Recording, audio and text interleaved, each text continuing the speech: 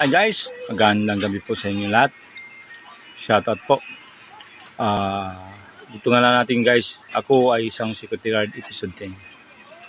Guys, ako ay security guard na marunong sumunod at tuparin ang kanyang tungkulin.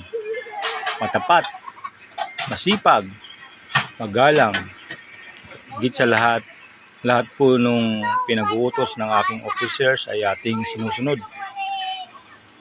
Either labag man po yan sa kalooban ko dahil may kautusan ng agency at ng kliyente, dapat ay masunod po na yun.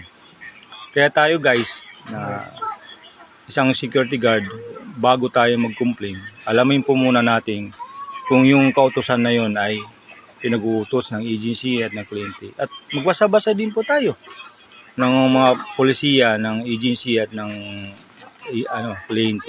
Kasi nagre-react tayo agad, yung pala ay talagang kailangan natin po yan gawin at i-implement.